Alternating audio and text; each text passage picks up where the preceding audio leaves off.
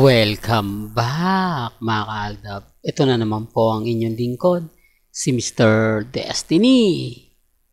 Magbibigay na naman po tayo mga kaaldab ng pinakamagandang update dito po sa social media. Siyempre dito po sa channel natin. Hindi po ba talagang napakasaya kapag nandyan si Main Polkerson? Kaya nga po dismayado sila kung pagka wala talaga si Mengay.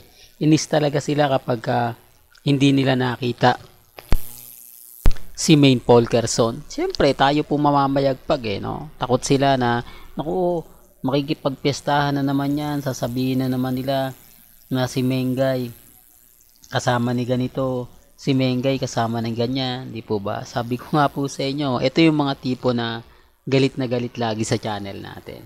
Inis na inis lagi sa channel natin, di po ba? Kaya nga sabi ko sa inyo, relax lang po kayo. Maging kampante. Ano man po yung mga nababasa ninyo, napapanood ninyo, napapakinggan, relax lang po kayo. Kanina mga kaaldab, ang dami ng mga komento, ang dami ng mga sinasabi kasi nga po wala si Mengay, tapos nandun si Paulo, di po ba? Hati na opinion ng mga netizen. Kaya nga po sabi ko sa inyo, ang saya magbasa ng mga komento sa Facebook, di po ba? Although yung iba hindi pabor, pero sabi ko nga po sa inyo, normal lang po naman yun.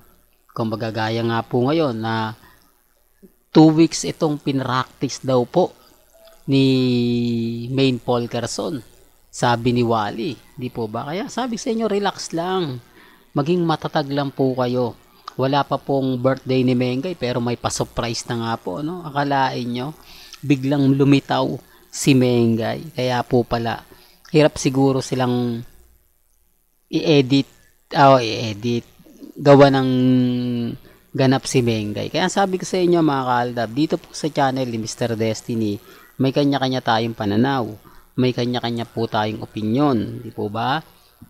Kaya nga po tayo masaya, sila malungkot, di po ba? Dapat nga po yung sinasabi po ng mga komento po sa Facebook natin, natutuwa naman ako kasi sinasabi nga nila na yung Aldab daw matatag, hindi daw po talaga nagpapa-apekto, pero bakit daw yung Armin sobrang apektado sa mga posts, di po ba?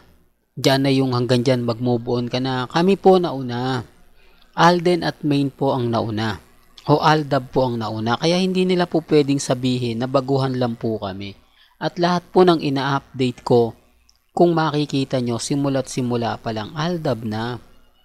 Kaya nga po ako nagtataka kung bakit maraming nagsasabi na fake news daw po ako. Lahat daw po ng mga ina-update ko hindi totoo. Paano masasabing hindi totoo? Galing po mismo sa social media. Di po ba?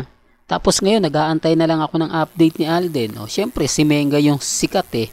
Siya ngayon yung trending. Siya ngayon ang pinagpepiestahan. Syempre maya-maya naman po si Alden Richards naman. Pansin nyo po ba na kapag si Mengay namamayagpag sa Instagram, sa Twitter, sa Facebook, tahimik lang po si Alden. Mamaya-maya po may post na po tayo kay Alden Richards. May update na tayo kay Tisoy. Ganun naman po tayo katindi. Ganun naman po tayo ka-updated. Kaya nga po ako natatawa na lang sa mga sinasabi ng iba, pinapaliwanag ng iba. Basta ako mga kaaldab, masaya po ako. Ano man po yung mga nababasa ninyo, napapakinggan, napapanood, kampante lang. Di po ba? Sa ngayon, may mga bagay-bagay po na lagi ko naman pinapaliwanag, lagi ko naman pong sinasabi na relax lang. Di po ba? Hindi man ngayon, hindi man bukas, may kita't may kita nyo pa rin. Sa dami po ng ebidensya at resibo na nilalabas po natin. Sa dami ng mga, kumbaga, hawak nating resibo. Kaya takot na takot sila kapag nawawala talaga si Mengay. Kasi alam nila na ito na naman yung gagawin ng Aldab. Baka maispatan na si Mengay, di po ba? Baka makita yan sa Stardust Makati. Baka ganto ganyan, di po ba? Tapos sasabihin nila, hindi daw pumupunta ron. Imposible mga kaaldab. Sabi ko nga po sa inyo, tignan nyo na lang po ngayong Sabado. Di po ba? Yung mga kaganapan ni Mengay sa Itbulaga. Marami nga po nagsasabi na minsan nga po raw nagmamadali si Mengay umuwi. Hindi natin alam kung bakit. May mga pagkakataon nagtatagal siya sa studio. Pero may mga point na kapag katapos talaga uwi siya agad-agad. Hindi na siya ganito ganyan. Halatang halata po mga kaaldab na may, di po ba, may something. Pero gaya na sinabi ko, hindi po tayo namimilit. Di po ba, wala pong pilitan dito po sa channel ni Mr. Destiny. Kung ano lang po yung latest, kung ano lang po yung update, dun lang po ako. Sa ngayon, kalmado po ako. Sa ngayon, kampante po tayo. Sa dami ng ebidensya at resibo na ibabato po nila sa atin, sa dami po ng mga komento na magsasabi ng ganito, magsasabi ng ganyan, relax lang po kayo. Hindi po ba? Sa ngayon, may bagay-bagay po na kumbaga ipapaliwanag ng mga ganito, ipapaliwanag ng mga ganyan. Tapos sasabihin nila na, hindi, Mr. Destiny, tignan mo na lang kung ano yung pananaw mo, tignan mo na lang kung ano yung mga ganito ganyan. Halatang halata pong bitter na bitter sila pagdating po sa Aldab. Kasi kino-question din po tayo once na mag-update tayo kay Alden. Ultimo yung ganap niya, bakit daw kailangan pang ipaliwanag, bakit daw kailangan ganito, bakit daw natin, sa totoo lang po, nagbibigay lang ako ng update. Gaya nga po ng mga style ni Alden o yung bagong gupit ni Alden, halatang halata na naman po. Tapos yung mga nalilink po sa kanya, talagang nabubuhay po. Pansin nyo, ibig sabihin lang yan, malapit na yung pulang araw. Kapag sinasabi ko yan, sinasabi nila nagkakataon lang. Hindi po, taktika na yan talaga ng GMA. Kaya po nila ginagawa yan kasi nga po epektibo. Kasi nga po mas garantisado. Di po ba? Although sabihin natin na lumang taktika na yan. Matagal na yan. Pero yun at yun po yung pinaka the best eh. Yun at yun pa rin po yung ginagamit nila. Ganyan po kahusay ang GMA. Kahit sabihin nyo na matagal na yan. Sabi nga po ni Ogie Diaz, pansin nyo, na kung gusto mong sumikat, doon ka sa mga sikat.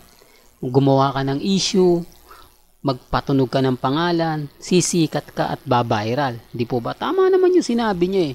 Kaya kita nyo si Christy Fermin kahit hindi tama, kahit alam niyang mali, tinutuloy niya. Tapos sa bandang huli, sasabihin niya, hindi ako may gawa niyan. Di po ba?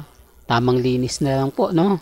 Well, hanggang dito na lang po ang ating latest updates. Kaya kung gusto nyo pa po ng pinaka-latest at sariwang update, abay, tumutok lang po kayo dito po sa channel ni Mr. Destiny para updated po kayo sa mga latest at sa mga bagong video po na ilalabas po natin maya-maya lang. Kaya kung bago ka lang sa channel na to at isa kang true-blooded Aldab Nation na nagmamahal kina Mengay at Isoy, tama po ang channel na pinuntahan mo. Kaya consider na po kitang bagong subscriber. At huwag mong kalimutang i-share ang mga video po natin sa mga mami, sa mga titas, at sa mga senyor. Hanggang sa muli, salamat po sa panonood at pakikinig.